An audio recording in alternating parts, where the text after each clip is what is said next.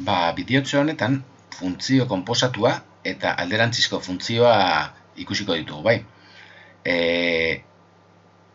Agertuko zizkigun bi funtzio dira eta dituzten propietate bereziengatik oso erabilgarri izaten dira funtzioak aztertzeko orduan. Funtzio konposatua. Beno, f eta g bi funtzio izan da, f g-rekin konposatua esaten zaio x aldagaia fx bihurtzen duen funtzioari, eta g o f bezala izendatzen da. Bueno, apurtxo bat goiko trabalenguaz hori hobetu ulertzeko, nik funtzio batean x aldagaia sartzen duanean, funtzioan sartzerakoan transformazio bat jasotzen du eta bueltatzen dit beste zenbaki bat, bai? I delako zenbaki hori edo funtzioa x puntu horretan, bai? Bale, funtzio konposatua izango litzateke nire funtzio hau f gen sartzen badut aterako litzaidaken funtzio berria, bai? Esan nahi duena da gen agertzen zizkigun x aldagaietan fx funtzioa ordezkatu beharko dut, bai? Bueno, eta honi deitzen diogu esan dugun moduan f g-rekin konposatua, bai? Konturatzen bazarete beti da, bigarrena lehenengoarekin konposatua, bai? Eskumakoa lehenengoarekin konposatua, horrela irakurtzen da, bai? Eta esan nahi duena da, bigarrena sartzen dugula lehenengoaren x aldagaian, bai? Bueno, orokorrean, f g-rekin konposatua eta g f-rekin konposatua ezberdinak dira. Bale, goazen hau apurtxo bat hobetu ulertuko dugulakoan adibide bat ikustera, bai? Orduan, kalkulatu behar dugu g f-rekin konposatua eta f g-rekin konposatua, bai? Hemen dauzkagu f eta g funtzioak, orduan, lehenengo kalkulua g f-rekin konposatua esan dugun moduan, honela adieraziko dugu, edo gauza bera dela hau, bai? G funtzioa f-ko aldagaian sartuta, bai? Azken finean egin marko duguna da beraz, funtzio hau g f-en agertzen zaizkigun x aldagaietan sartu. Hau da, erro x ken lau beharrean eukiko dut erro, hau da g, x beharrean g ken lau, bai? Bale, eta besterik gabe, hau izango litzateke funtzio konposatua eta egin behar dena orain da ahalik eta gehien simplifikatu. Beraz, izendatzaile berdina jarriko dut, x-ken bat jarrita, geratuko litzaidake, minus lauek, x gehi bat zegoen aurretik, eta minus lau bider x, minus lau x, minus lau bider minus bat plus lau, eta x-ak x-ekin batuz, x-ken lau x minus iru x, eta bat gehi lau, bost, zati x-ken bat, bai? Hau ezin denez gehiago laburtu, hau izango litzateke g f-rekin konposatua, bai? Vale. Bestea, f g-rekin konposatua izango litzateke f funtzioa gen agertzen zaizkigun aldagaietan sartzea, bai? Orduan, f sartu beharko dugu x-en, g funtzioaren x aldagaiaren lekuan, bai? Beraz, geratuko litzaiguke honelako gauzatxo bat, bai? Bale, orain besterik gabe, lehen bezala ahalik eta gehien simplifikatu. Hemen erro bat dokadanez izendatzailean, bere aurkakoarekin biderkatuta, bai? Orduan, erro x-ken lauken bat, biderkatuko dut bider erro x-ken lau gehi batekin, bai? Gero, lehenengoaren karratua eta bigarrenen karratua egin izango duelako, bai? Eta goian ere, biderkatu beharko dut gauza berdinarekin. Beraz, behan geratuko litzaidake erro x-ken lau berbi ken bat berbi, hau da, erro x-ken lau ken bat, hau da, erro x-ken lau berbi erroa joaten zaigu, eta geratuko litzaidake x-ken lau ken bat dela x-ken bost, bai? Eta goian, besterik gabe, daukat gauza bera bi aldiz biderkatzen, gauza hori berbi, bai? Eta hau izango litzateke f g-rekin konposatua. Bale, hau funtzio konposatuei dagokionez, bai? Trabalenguaz hau apurtxo bat ariketa ikusitan nik uste dut hobeto ulertu duzuela, bai? Beti gogoratu, irakurtzen dela bigarrena lehenengoarekin konposatua, bai? G, f-rekin konposatua, eta azken finean da G sartzen dugu f-ren x aldagaietan, bale? Bale. Eta alderantzizko funtzioa. Honek propietate oso bereziak izango ditu ikusiko duzuen moduan. Nahiko ezaugarri berezi ditu, eta hasieran pixkatxo bat komplikatua edo dena ikastea korapilatxua dirudien arren ez da inbesterako ikusiko duzuen. Orduan, alderantzizko funtzioa edo elkarrekikoa deitzen zaio bebai, f-1 moduan izendatzen da, ber-1, eta ondoko baldintza betetzen du. Hauxe betetzen du, bai? Nik nire funtzioan a balore bat sartzen dudanean, b balore bat ateratzen zait, bai? Orduan, x-an sartzen dudanean zenbaki bat a, ateratzen zait funtzioaren balore bat b, bai? Edo i, bai? X zenbaki bat sartzen dut, eta ateratzen zait funtzioaren balorea edo i, bai? Vale. Ba, alderantzizkoan, nik funtzionen alderantzizko funtzioa baldin badaukat, sartzen badut, atera zaidan emaitza, bai, iren balore hori, atera beharko zait hasierako funtzioan sartu duen balorea. Hau da, betetzen duen propietatea alderantzizkoak, bai? Bueno, ariketan ikusiko dugu asko zete hobetu lertuko zuen, bai? Adibidetxo batekin. Baina, orduan, alderantzizko funtzioa kalkulatzeko x, y aldagaiak trukatuko ditugu, eta berriz askatuko dugu i. Bale, ba, guazen ikustera, nola aterako genuken alderantzizko funtzioa adibide honetan. Bai, esaten digute, kalkulatu behar dugula f-ren alderantzizkoa eta g-ren alderantzizkoa. Bale, hemen daukagu f funtzioa, beraz, bere alderantzizkoa kalkulatzeko lehenengo hau egin behar duguna x eta y aldagaiak trukatu. X dagoen lekuan y jarri eta y dagoen lekuan x. Beraz, fx hau izango litzateke gure y, hor jarriko dut x, eta hemen agertzen zaidan x honetan jarriko dut y. Eta orain, behin aldagaiak trukatuta egin behar dudana da y askatu. Bai? Eta hori y askatzeko, kasu honetan erro bat dudanez, bi aldeetan berbi egingo dut, hemen geratuko zait ezkerraldean x berbi, eta hemen erroa joango zait, eta orain y askatzen badut, alderantzizko funtzioa y berdin x berbi gehiago izango litzateke. Bai, beraz, adierazita alderantzizko funtzioaren nomenklaturarekin izango litzateke alderantzizko funtzioa izango litzatekela x berbi gehiago. Bai, bale. Eta esan dugu alderantzizko funtzioak propietate hau bete beharko lukela. Hau da, nik hasierako funtzioan balore bat sartzen badut, eta ematen badit b, alderantzizkoan eman didan balore hori sartuta, eman barko dit hasierakoa. Guazen ikustera. Nik froga bat egingo dugu, gainera honekin konprobatuko dugu alderantzizkoa ondo kalkulatu dugun. Nik demagun sartzen duela nire funtzioan bos balioa. Bai, hemen funtzioan sartzen badut bos, x dagoen lekuan bosken lau, bat. Erro bat, funtzioaren balorea, bat. Bai, hau zen ditzateke funtzioaren balorea edo b. Orduan, alderantzizkoan sartuko banu emaitza hau, atera beharko zait, bost. Guazen konprobatzera. Alderantzizkoan bat sartzen badut, bat berbi bat gehiago bost. Egia, ondo. Bueno, badazpada, kasualitatea ez da dela izan konprobatzeko, beste bat egingo dugu, bai? Demagun sartzen duela 8 balioa. 8ken lau, erro lau da, bi. Orain, alderantzizkoan sartu du ezkero bi, 8 eman behar dit. Bi berbi lau gehiago 8. Ekilikoa, bale? Ondo dago kalkulua, hau izango litzateke funtzioa eta hause bere alderantzizkoa. Beste adibide bat jarriko dugu. Demagun, g funtzio ematen digutela eta alderantzizkoa topatzeko lehenengo aldagaiak trukatu. X dagoen lekuan, hau y izango litzateke y dagoen lekuan x jarriko dut, eta x agertzen zaidan lekuan y. Orain, y askatzeko, iken bat hau, zatitzen dagoen iken bat hau, bestaldera biderkatzen bidaliko dut. Bale, orain, biderkatu gut, x bider y eta x bider minus bat alderretan. Eratuko zait, x y, ken x. Berdin, y gai bat. Orain, y daukaten monomioak alde batera eramango ditut, eta beste gauza guztiak bestaldera. Beraz, x y eta y hau ona pasatuko da kentzen. Geratuko litzaidake. X y, ken y, eta beste aldean neukan bat, eta minus x pasatzerakoan, plus x. Bale, orain, hemen, y aman komunen daukatenez, aterako dut faktore komun moduan y, eta geratuko zait lehenengo aldagaian x, eta bigarren aldagaian minus bat. Vale. Eta ja, i askatzeko x-ken bat hau bestaldera zatitzen bidali pasatuko litzateke.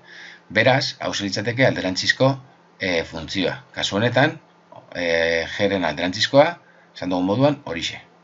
Aiba, konturatzen bazarete, kasu honetan, funtzioa eta alderantzizkoa funtzio bera dira. Bai, hau gerta daiteke. Baina, ondo kalkulatu dugula konprobatzeko, hoberena da, baloreak ordezkatzea, bai, jatorrizko funtzioan eta bere alderantzizkoan. Orduan, jatorrizko funtzioan bi ordezkatzen badut, bi gehi bat goian iru, eta behan, biken bat, beraz, iru zati bat, iru. Bai, orduan, orain alderantzizkoan iru sartuta, bi eman barko lidake. Iru sartzen badut alderantzizkoan, iru gehi bat, lau. Eta iruken bat behan, bi, lau zati bi, earki, esan dauka. Eta beste bat, iru sartzen badu jatorrizko funtzioan, iru gehi bat lau, eta behan, iruken bat bi, lau zati bi, eta alderantzizkoan bi sartuz gero, ematen dian iru, bi sartzen badut, bi gehi bat iru, eta behan, biken bat, iru zati bat, iru. Beraz, konprobaketa eginda, eta alderantzizko funtzioaren propietatea betetzen du. Bale, alderantzizko funtzioak beste ezaugarri batzuk gehiago ditu, bai? Hori izan da nola kalkulatu eta konprobatu, baina hainbat ezaugarri ditu. Adibidez, hauxe, bi funtzio alderantzizko i berdin x zuzenarekiko simetrikoak dira. Begiratu, hemen daukat funtzio bat eta bere alderantzizkoa. Ez ditut kalkulatuko, bai? Fidatu zaitezten itaz. Bale, hauek irudikatzen bat ditut, gorriz jatorrizko funtzioa eta beltzez bere alderantzizkoa. Eta i berdin x ardatza hauze litzateke, bai?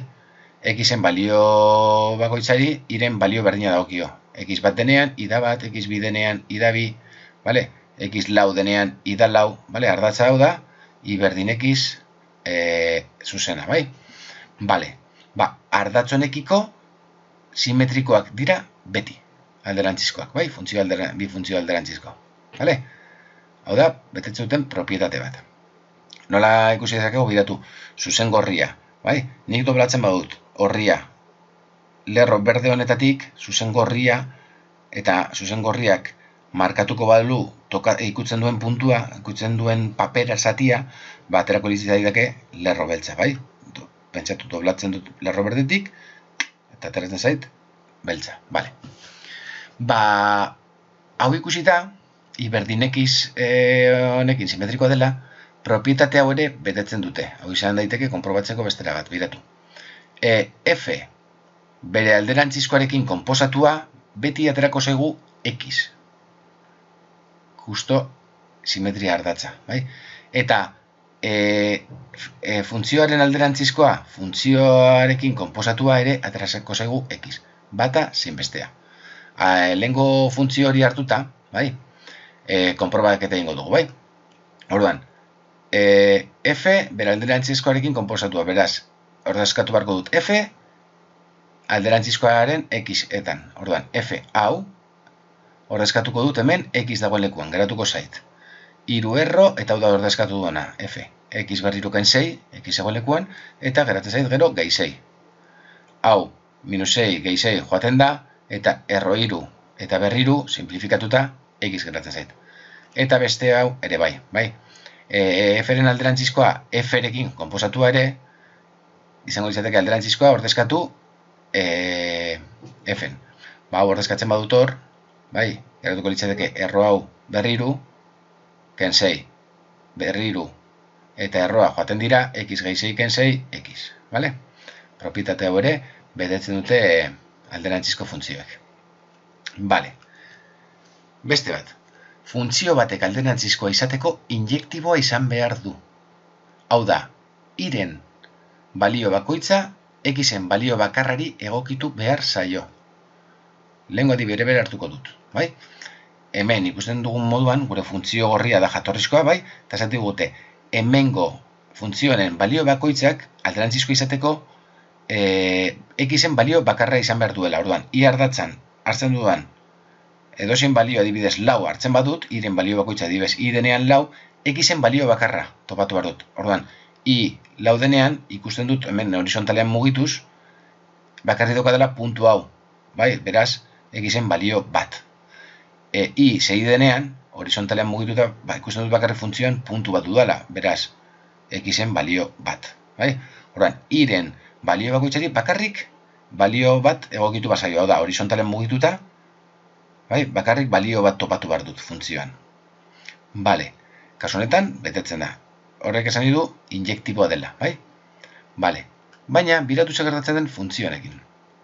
X berbi funtzioarekin, I berdin X berbi, bai? Kasu honetan, imaginatu funtzioa balio duela bat, bale? I baten balioa hartzeko, X ardezake bi balio. Izan daiteke bat, ze bat berbi ematen dit bat, baina minus bat ere hartuta, minus bat berbi ere ematen dit bat. Beraz, bat balio horretarako, iren balio horretarako, I bat denean, Xak balio bat baino gehiago hartitzake. Beraz, ez da injektiboa. Honek esan nahi du, hau, ez duela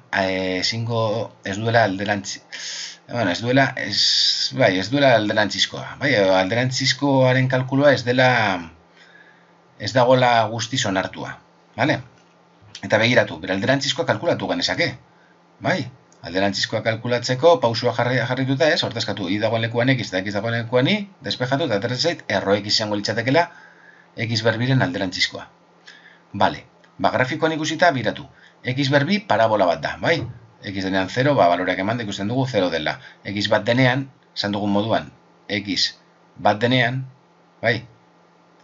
Bat berbi, funtzioak hartzen duen balioa, hoixe, bai? Bale. Baina minus bat denean ere, X minus bat denean, funtzioak ere bat balioa du. Bai? Beraz, hemen, hau, ikusiko duzu zergaitik jarri duan pizkatxo bat argiago, baina funtzio gorria, bai, ondo ikusten dena, eta hau, argiago dagoen hau ere, hau zelitzateke X berbi funtzioa, bai?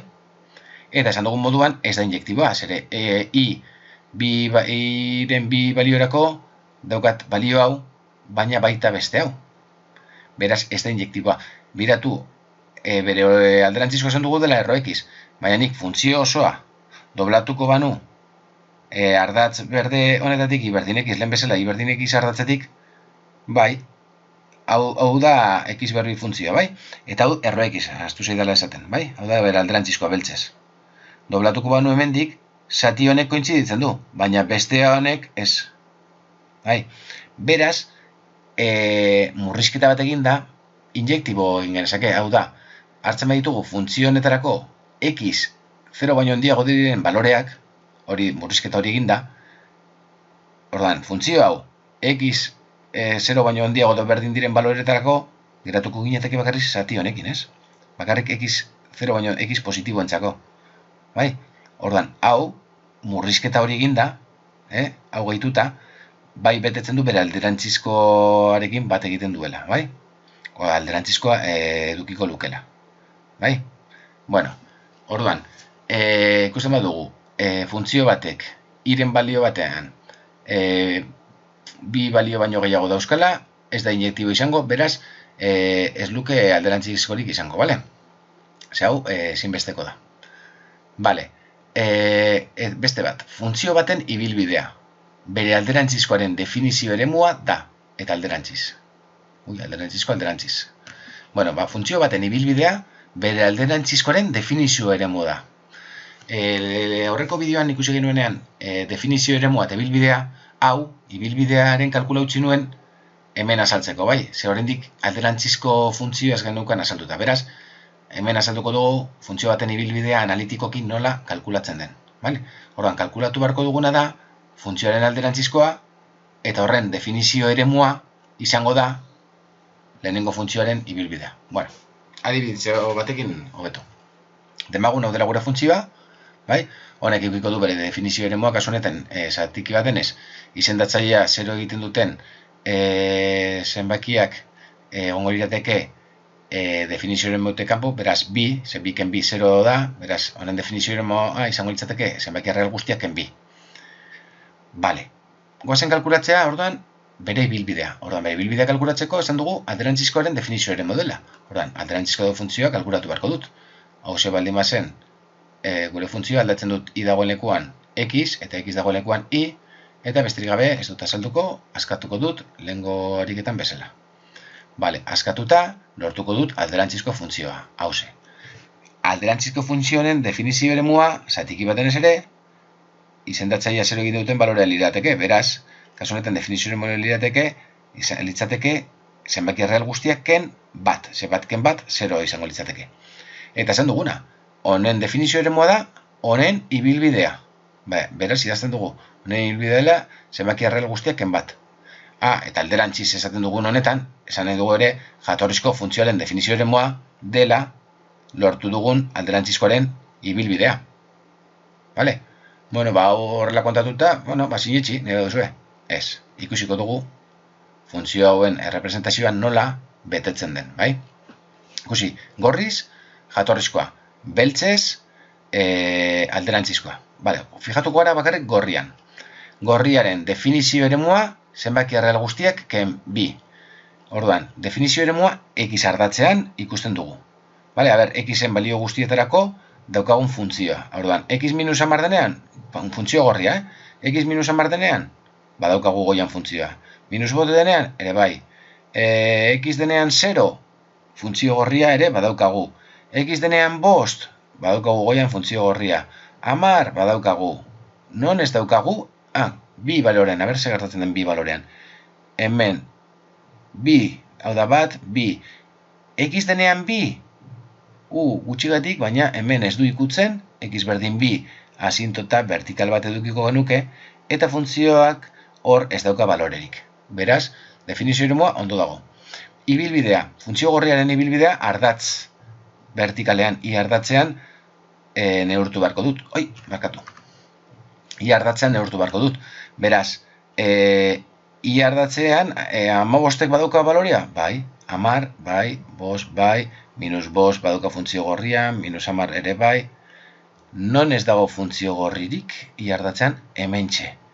Bat, berdin bat, asintota horizontal honetan, funtzio gorria hemen hurbiltzen da, baina ez dauka baliorik. Beraz, ibilbidea ere betetzen da, bai? Zenbaki erreal guztiak ken bat kasu honetan. Bai? Bueno, eta alderantzizko funtzioarekin ere, konproba dezakezue, nola, grafikoki ere, atera ditugun emaitzak betetzen diren, bale? Ez dut hemen azalduko. Ondo. Eta beste ezaugarri bat. Fx funtzioak definizio eremua mugatu bat duenean, nola kalkulatu bere alderantzizkoaren definizio eremua. Kasu honetan ematen digute funtzio bat, eta bere definizio eremua izan beharrean osoa mugatzen digute, bai? X egongo da barne minus bat eta lau zenbakien artean. Beraz, bakarrik hartzen dugu tarte hau. Minus bat eta lauren artean funtzio hau. Bai, bakarrik kontutan izango dugu tarte honetan. Bale, nola kalkulatzen dugu bere alderantzizkoaren definizio eremua? Karo, bere alderantzizkoa simetriko bat izango da. Baina egon bar da ere mugatuta. Hau mugatuta badago, bere alderantzizkoa ere mugatuta egon barko litzateke. Bueno, balen bizi, kalkulatzen dugu alderantzizkoa, beti bezala, bai? X dagoen lekuan y dagoen lekuan x, gero y askatzen dugu, eta hau gure alderantzizkoa, bai? Bale, orduan, egiten dena da, jatorrizko funtzioan ordezkatzen ditugun definizio eremu honen mugak. Hau da, minus bat, ordezkatuko dugu hemen f minus bat denean, bai, jatorrizko muturra hauek, jatorrizko funtzioan. Orduan, f minus bat denean, geratuko zait, bi bider minus bat, ken iru. Honek ematit, minus 5. Eta beste muturra lau ere, ordezkatuko dut ere funtzioan, eta geratuko litzaidake 5, bai? Bi zenbaki hauek, minus 5 eta 5 izango lirateke nere alderantzizko funtzioaren definizio eremua. Minus 5 eta 5. Barne daude, bai minus 5, bai 5, zenen jatorrian ere, barnean zeuden, bai? Hemen minus bat, imaginatu zabalik egongo litzatekela, minus bat ordezkatzean lortzen dugun balioa ere zabalik jarri barko genuke. Baina kasu honetan, mugak itxita daudenez, bai bi puntuak definizio ere mun barruan daudenez, alderantzizkoarekin atera ditugun bi puntuak ere egongo dira barruan. Eta hau grafikoki konproba dezakegu, diratu. Hau da, funtzio gorria jatorrizkoa, bi x-ken iru, funtzio beltza alderantzizkoa, hemen daukagu simetria ardatzei berdin x beti bezala, eta diratu. Funtzio gorria minus batetik laura. Minus batetik laura marraztuta, eta funtzio alderantzizkoa x minus 5 eta x 5 bidartean, bai? eta muga ondo dago, doblatuz gero, funtzio gorria ez, biratu, doblatuz gero ardatze honekiko, lortzen dugu, hain zuzen, funtzio beltza. Edo alderantzizkoa, bai? Bere mugekin. Bueno, bauze, mugatuta dagoenean definizioaren mugat. Alderantzizkoaren definizioaren muga nola kalkulatu, bai? Bale, eta amaitzeko, esan funtzio esponentzialak eta logaritmikoak alderantzizkoak direla, bai? Baldin badaukagu funtzio esponentzial bat a ber x, bere alderantzizko izango da logaritmoa, xen logaritmoa a oinarrian, bai? Bai, berretzailearen logaritmoa oinarrian a. Bale, adibidetxo bat, adibidez funtzioa bi ber x izango balitz, alderantzizko funtzioa kalkulatuko dugu, bai? Orduan, x dago lekuan, y dago lekuan barrekatu jarriko dut x, eta x dago lekuan y. Hau, askatzeko bi aldeetan logaritmoa aplikatuko dut. Logaritmo bi oinarrian xena alde honetan, eta hemen ere logaritmoa bi berrirena. Bai? Bale, hemen logaritmoen propietatea aplikatuz berretzailea aurrera pasa daiteke biderkatzen. Beraz, geratuko litzaidake alde honetan neukana, eta hemen i bider logaritmo bi oinarrian. Eta biren logaritmoa bi oinarrian honek bat ematen dit. Beraz, joaten da. Beraz, geratuko litzaidake i dela xen logaritmoa bi oinarrian. Bale, hauxe litzateke alderantzizkoa. Ikusi duzuen moduan, hemen ikusi duguna betetzen da, bai? Azken finean da, hauxe oinarrian, logaritmoaren oinarrian jarri, eta hau izango litzateke gure logaritmoa, bai? Logaritmoa bi, bale.